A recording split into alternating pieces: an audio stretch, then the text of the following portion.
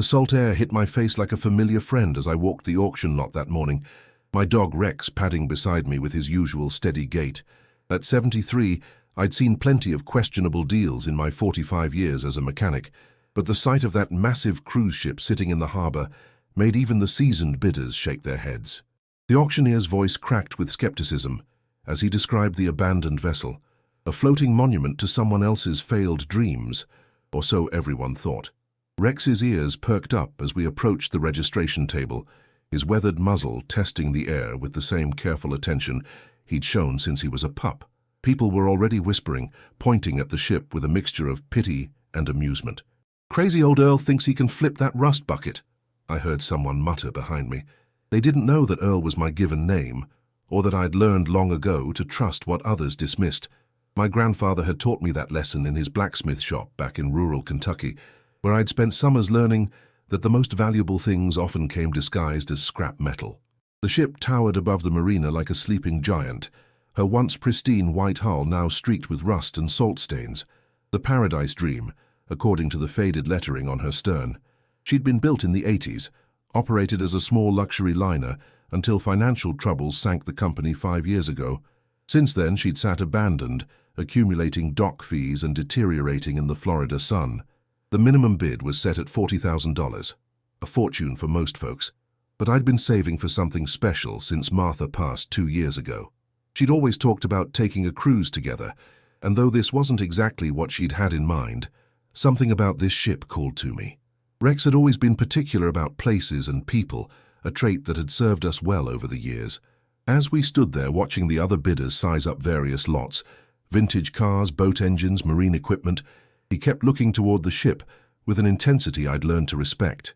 His tail wasn't wagging with excitement, but it wasn't tucked with fear either. It was the careful alertness he showed when he sensed something important, something that required patience and investigation. I'd seen that look when we'd discovered the cache of vintage car parts hidden in old Mrs. Henderson's barn, worth 10 times what her family thought they were selling. My childhood in Appalachian, Kentucky, had taught me to see value where others saw problems. My father died in a mining accident when I was 12, leaving my mother to raise 3 boys on a seamstress's wages. Those were lean years, but they taught me that everything had potential if you looked hard enough and weren't afraid of honest work. My grandfather's blacksmith shop became my refuge, where I learned to read metal like other kids read books. He'd hold up a piece of seemingly worthless scrap and point out the subtle signs that revealed its true nature. The particular way light caught good steel, the sound it made when struck, the weight that told you about composition and strength. When I enlisted in the Navy at 18, those lessons served me well in the engine rooms of destroyers and cruisers. I learned to diagnose problems by listening to the subtle changes in engine rhythm, to feel vibrations that warned of impending failures. After my service, I brought those skills back to civilian life, opening Earl's Marine Repair in a converted warehouse near the port. Martha and I built our life around that business, raising 2 sons who both became engineers, though they chose computers over combustion engines. Our granddaughter Sarah was the only one who showed interest in mechanical things, spending summers in my shop, learning to rebuild carburetors and diagnose transmission problems. Rex had joined our family as a young dog when Sarah was 10, a stray who'd wandered into the shop during a thunderstorm and never left. Martha named him Rex because of his regal bearing and the way he seemed to survey everything with the gravity of a king. He had an uncanny ability to sense mechanical problems before they became obvious. I'd seen him refuse to get in vehicles that later broke down or alert me to gas leaks I hadn't yet detected. Over the years, he'd become not just a companion, but a partner, his instincts complementing my technical knowledge in ways that consistently amazed customers and family alike. The morning of the auction, I'd woken before dawn with the strangest dream about Martha. She'd been standing on the deck of a ship, laughing in the sunlight, telling me to trust my instincts even when others couldn't see what I saw. When I told Rex about it over his breakfast, he'd looked at me with those intelligent brown eyes and tilted his head in the way that meant he was processing something important. As we'd driven to the auction, he'd sat in the passenger seat with unusual stillness, not his typical excited anticipation of a day out, but the focused calm he showed when serious work lay ahead. Standing in that auction crowd, I felt the familiar weight of being underestimated. At my age, with my worn work clothes and careful way of speaking, people assumed I was just another old-timer with more dreams than dollars. They didn't see the successful business I'd built from nothing, the 3 properties I owned free and clear, or the careful investments Martha and I had made over 4 decades of marriage. They saw an elderly mechanic with a dog, probably in over his head. Their dismissive glances and whispered comments reminded me of every time someone had underestimated my ability to see potential where others saw problems. The bidding started slow, with most serious buyers focusing on individual pieces of marine equipment rather than the ship itself. When the Paradise Dream came up for auction, the energy in the crowd shifted to curious amusement. The auctioneer's description was brief and pointed: abandoned for 5 years, significant maintenance required, sold as is with all contents. The starting bid of $40,000 met with silence until I raised my paddle. A few other bidders half-heartedly joined in, but their enthusiasm waned quickly when they realized I was serious about owning a cruise ship. By the time the hammer fell at $68,000, I was the sole bidder, surrounded by a crowd that couldn't decide whether to admire my boldness or pity my foolishness. Rex had remained calm throughout the bidding, but as we approached the ship for our initial inspection, his demeanor changed. His nose worked overtime, sorting through layers of scent that told stories I couldn't read. The gangway creaked under our weight as we boarded, the late afternoon sun casting long shadows through broken windows and open doors. The ship's interior was a maze of corridors and cabins, passenger areas and service spaces, all showing signs of hasty abandonment and subsequent neglect. Water damage, mold, and the accumulated debris of 5 years painted a picture of decay that would have discouraged most buyers. But Rex was moving with purpose now, leading me through the maze with the confidence of someone following a specific scent trail. We passed through the main dining room with its overturned tables and shattered chandelier, up service stairs that crew members had once used to move invisibly through the ship. Rex paused at certain doorways, sometimes entering to investigate, sometimes moving on without explanation. His behavior reminded me of the day we'd found the hidden compartment in that old Cadillac, the way he'd insisted on examining one particular section until I discovered the false panel concealing a collection of rare coins. The ship's engine room told a story of modern efficiency, abandoned in haste. 2 massive diesel engines sat silent and cold, surrounded by the complex network of pipes, gauges, and control systems that had once powered this floating city. Everything looked functional despite years of neglect, confirming my suspicion that the ship had been abandoned for financial rather than mechanical reasons. Rex showed particular interest in a section near the auxiliary generators, sniffing intently at what appeared to be a standard electrical panel. When I opened it to investigate, I found the usual circuit breakers and wiring, but Rex remained focused on that spot with an intensity that made me mark it for future investigation. Our exploration that first day lasted until sunset, revealing a ship that was fundamentally sound despite her shabby appearance. The hull showed no signs of structural damage, the mechanical systems appeared complete if not operational, and the passenger accommodations, while dated and neglected, retained the bones of genuine luxury. As we walked back to the truck that evening, Rex kept looking back at the ship with what I could only describe as anticipation. He'd found something significant, something that would require time and patience to understand fully. That night I called Sarah to tell her about my purchase, enduring her gentle teasing about my latest project, while also hearing the underlying excitement in her voice. She'd always shared my appreciation for puzzles disguised as problems. The next morning, I returned to the ship with a toolbox, flashlight, and notebook, ready to begin the systematic survey that any restoration project demanded. Rex seemed eager to resume whatever investigation he'd started the day before, leading me directly to the engine room and that particular electrical panel. This time I examined it more carefully, noting that while it appeared standard from the outside, the mounting screws showed evidence of recent disturbance, slight scratches that suggested repeated opening and closing. When I removed the panel entirely, I discovered that the space behind it was much deeper than necessary for the electrical components it supposedly contained. Hidden behind the legitimate wiring was a sophisticated safe, its digital lock still glowing with a faint blue light that indicated active power despite the ship's long abandonment. Rex had somehow detected this concealment, possibly through scent or sound imperceptible to human senses. The discovery sent my mind racing through possibilities, crew valuables secured during operations, company records hidden during financial troubles, or something more significant that explained the hasty abandonment. The safe was a serious commercial model, the kind used by banks and businesses to protect documents and valuables worth considerable sums. That evening, I drove home with my mind churning through the implications. If there was one hidden safe, there might be others. If someone had gone to the trouble of concealing valuables on an abandoned ship, they might eventually return for them.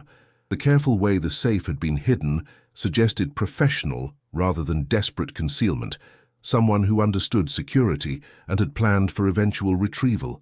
I spent the night researching the Paradise Dream's history, learning about Meridian Cruise Line's sudden bankruptcy and the mysterious circumstances surrounding their final voyage. The company had been family-owned for 3 generations, operating small luxury cruises in the Caribbean until a perfect storm of economic problems forced closure. What intrigued me was the timeline. The company had announced bankruptcy in March, but the Paradise Dream hadn't been abandoned until August, 5 months later. During that interim period, the ship had remained in service under Skeleton Cruise, running abbreviated routes with reduced passenger loads. The final voyage had ended abruptly in Fort Lauderdale, with passengers reporting confusion about schedules and crew behavior that suggested something beyond simple financial difficulties. Rex accompanied me on every subsequent visit to the ship, his behavior becoming more purposeful as we systematically explored each deck and compartment. He'd developed a routine of checking specific locations: the electrical panel with the hidden safe, a storage closet near the crew quarters, and a section of the upper deck that showed no obvious signs of interest to my eyes. His focused attention to these areas convinced me that his initial discovery was part of something larger, a pattern of concealment that would require patience and methodical investigation to understand fully. Working alone on the ship during those long Florida afternoons, with only Rex for company, I felt a deep connection to my younger self learning craft secrets from my grandfather. This was detective work of a different sort, requiring the same careful observation and patient analysis that had served me well in diagnosing mechanical problems.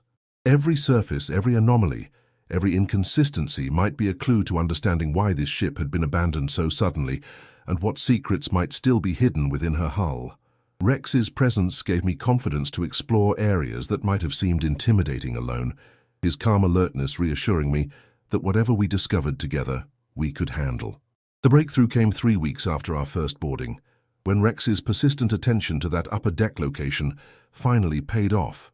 What I'd dismissed as routine weather damage to the deck planking revealed itself under closer inspection to be carefully concealed access to a hidden compartment. The planks had been modified to lift away, revealing a waterproof container the size of a steamer trunk. Unlike the electronic safe in the engine room, this hiding place relied on physical concealment and weatherproofing rather than locks and alarms. Rex had somehow detected its presence, possibly through minute changes in the deck's response to footsteps or subtle scent traces that penetrated the waterproof ceiling. Inside that container, wrapped in multiple layers of protective plastic, I found documentation that transformed my understanding of the Paradise Dream's history. Financial records, correspondence, and contracts painted a picture of deliberate fraud rather than simple business failure. The Meridian family had been systematically extracting assets from their cruise line for months before declaring bankruptcy, hiding millions in cash and valuable artifacts aboard their own ship. The Paradise Dream hadn't been abandoned in defeat. She'd been deliberately left behind as a floating storage vault, her new identity as abandoned wreck providing perfect camouflage for hidden wealth. The documents detailed a sophisticated scheme involving offshore accounts, fictional creditors, and the systematic undervaluation of company assets. Art objects worth hundreds of thousands of dollars had been reported as destroyed or sold, when in fact they'd been moved aboard the Paradise Dream for safekeeping. Cash payments from legitimate business operations had been diverted into unauthorized accounts, creating the illusion of financial distress while actually accumulating substantial reserves. The Paradise Dream had been their insurance policy, a place to hide assets until the legal complications of bankruptcy cleared and they could safely retrieve their hidden fortune. Reading those documents by flashlight in the ship's abandoned cabin, with Rex lying quietly at my feet, I felt the weight of discovery settling on my shoulders like a physical burden. These weren't just business records. They were evidence of crimes that had destroyed legitimate creditors and employees who'd lost their jobs and pensions when Meridian collapsed. The carefully documented scheme revealed months of planning, with the Meridian family systematically transferring valuable assets to the ship while publicly claiming poverty.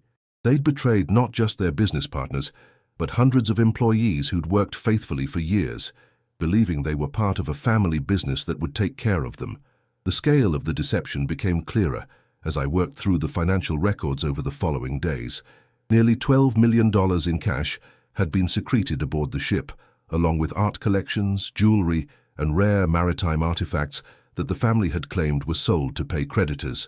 The documents showed precise locations for these hidden caches throughout the ship, some in modified passenger cabins, others in service areas that only crew members would normally access. Rex's earlier behavior suddenly made perfect sense. He'd been detecting the presence of these concealed treasures, his acute senses picking up traces that human investigation had missed. But discovery brought moral complexity I hadn't anticipated. The cash and valuables hidden aboard the Paradise Dream legally belonged to Meridian's creditors and former employees, people who'd been cheated out of money they were owed. Simply finding these assets created obligations I wasn't sure how to handle. As a legitimate purchaser at public auction, I had clear title to the ship itself, but the concealed contents existed in a legal grey area that would require careful navigation. The Meridian family still faced outstanding lawsuits and criminal investigations. Revealing their hidden assets could provide justice for their victims, but it could also complicate my own position as the ship's new owner. Rex seemed to sense the gravity of our situation, staying close as I photographed documents and catalogued evidence. His presence reminded me of moral lessons learned in that Kentucky blacksmith shop, where my grandfather had taught me that finding something didn't automatically make it yours. The right thing to do wasn't always the easy thing, and sometimes discovery brought responsibilities that were heavier than the rewards. I'd bought this ship expecting to find mechanical challenges and perhaps some salvageable materials. Instead, I'd uncovered evidence of crimes that had ruined lives and destroyed trust. The decision about what to do with this evidence consumed my thoughts for days. I found myself talking through the options with Rex during our long walks around the marina, his steady presence helping me think through implications I might have missed alone. I could simply report everything to authorities, clearing my conscience but potentially losing any claim to assets I'd legitimately discovered. I could quietly secure the valuables and say nothing, profiting from others' crimes, while victims remained uncompensated. Or I could find a middle path that served justice while protecting my own interests, a solution that would require careful planning and probably legal advice. Sarah's reaction when I finally told her about the discovery was immediate and unambiguous. "Grandpa, you know what Mom would have said about this," she reminded me during our phone call. "She always said that keeping someone else's money was just another way of stealing, no matter how you found it." Her words echoed Martha's voice so clearly it made my chest tight with missing her.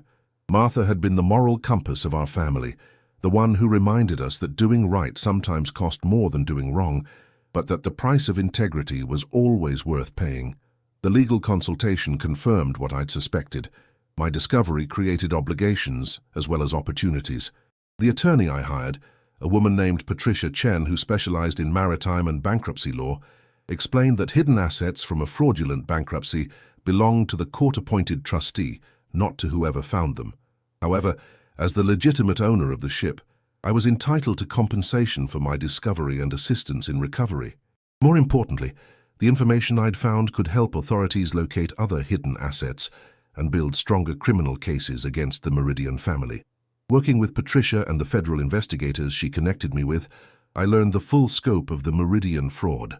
My discovery was the break they'd needed in a case that had stalled for lack of evidence. The family had covered their tracks carefully, but they hadn't anticipated that their floating vault would be sold at public auction to someone with both the mechanical skills to explore thoroughly and the moral conviction to report what he found. Rex had been the key to everything. Without his mysterious ability to detect hidden compartments, I might never have looked beyond the ship's obvious problems to discover her secret cargo. The recovery operation took 3 months to complete, with teams of investigators and forensic accountants working through every space Rex and I had identified. The final tally exceeded even the document's promises, nearly $15 million in cash, plus art and artifacts worth millions more. The investigators found evidence of additional crimes beyond the original bankruptcy fraud, leading to arrests and seizures that ultimately recovered over $40 million for cheated creditors and employees. My cooperation with the investigation had been crucial, but more importantly, it had provided justice for people who'd been waiting years for any hope of compensation. The court's gratitude took concrete form when they calculated my finder's fee. Under federal law, I was entitled to a percentage of recovered assets, with additional compensation for my ship's use as evidence storage and my cooperation with the investigation. The final settlement awarded me $3.7 million, plus full ownership of the Paradise Dream with her legal status cleared of any claims. Rex and I had become millionaires by accident, but more importantly, we'd helped dozens of families recover money they'd thought was lost forever. The transformation in community perception was almost as dramatic as our financial windfall. People who'd mocked my purchase of an abandoned rust bucket now treated me with new respect, though I noticed the change made me uncomfortable in ways I hadn't expected. True friendship shouldn't depend on bank account balances, and I found myself appreciating those neighbors and customers who treated me exactly the same as they always had. Rex seemed unimpressed by our newfound wealth, maintaining his usual routines and preferences with the dignified indifference that had always marked his character. Deciding what to do with our unexpected fortune required the same careful thought I'd given to reporting the discovery.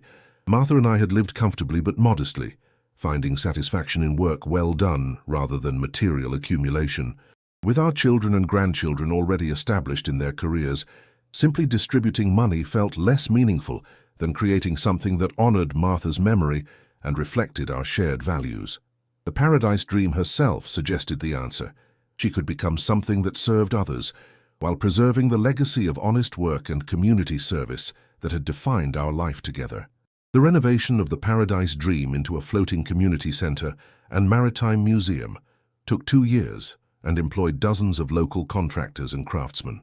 Rex supervised the work with his usual attention to detail, seeming to approve as luxury passenger spaces were transformed into meeting rooms for local organizations, workshop areas for maritime education programs, and exhibition spaces celebrating the region's fishing and boating heritage. The ship's commercial kitchen became a community facility where church groups could prepare meals for those in need, while her dining areas hosted everything from wedding receptions to high school graduations. The Martha Henderson Memorial Workshop, named in honor of my late wife's support for education and community service, occupied the ship's former crew quarters. Here, young people could learn traditional maritime skills alongside modern boat maintenance and repair techniques. Sarah left her engineering job in Atlanta to manage the program, bringing her combination of technical knowledge and teaching ability to work I'd once hoped to pass on to sons who'd chosen different paths. Rex became the workshop's unofficial mascot, his presence calming nervous students and somehow alerting instructors when someone was about to make a dangerous mistake. The federal investigators stayed in touch, updating me on the prosecution of the Meridian family and the ongoing recovery of assets from other hidden locations.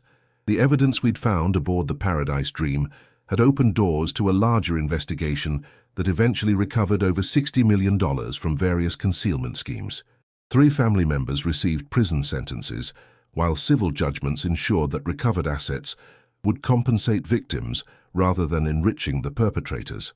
Justice moved slowly, but it moved surely, and I felt proud of the role Rex and I had played in ensuring that dishonesty ultimately faced consequences.